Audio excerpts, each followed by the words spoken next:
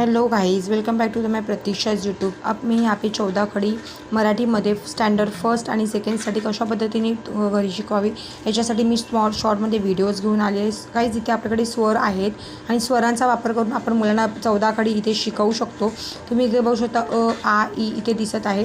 अ अ अ क साऊंड सेमच होत आहे। आ कला काना का, ई कला पहिली वेलांटी की, ई कला दुसरी वेलांटी की, उ हा झाला कू, उ कू हा झाला दुसरा उ हा झाला दुसरा उकार उ, पहिला उ दुसरा उ, पहिला उकार दुसरा उकार, ए के ऐ कै, इथे क वरती दोन मात्रे कै ए ऐ के कै, पुढे आहे ओ ला एक काना एक मात्रा ओ, क ला एक काना एक मात्रा को, ओ को, अ ला एक काना दोन मात्रे औ, तसंच क ला एक काना दोन मात्रे कौ, इथे आलेला आहे कम।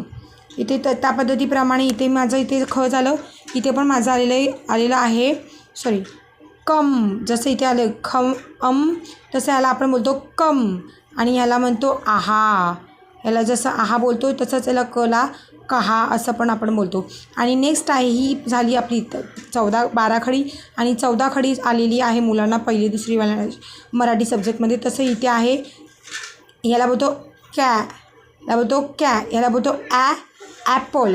तसं कॅमध्ये ह्याला बोलतो ह्याला बोलतो कॅ कॅ आणि हा झाला ह्याला दिस इज द आणि हा झाला क ला काना एक आणि वरती झाला अर्धचंद्र, ह्याला बोलतात क। सो गाईज, व्हिडिओ आवडल्यास लाईक शेअर अँड सबस्क्राईब करा। स्वरांचा वापर करून आपण 14 खडी 12 खडी मुलांना घरच्या घरी सोप्या पद्धतीने कसं शिकवायचं त्याच्यासाठी हा व्हिडिओ बनवला आहे। व्हिडिओ आवडल्यास लाईक शेअर अँड सबस्क्राईब नक्की करा। अ ख आ खा, ई खी, ई खी, उ पहिला उकार उ, अशा पद्धतीप्रमाणे तुम्ही तुम्ही घरी प्रॅक्टिस मुलांची करून घेऊ शकता। व्हिडिओ आवडल्यास like share and subscribe. Thank you.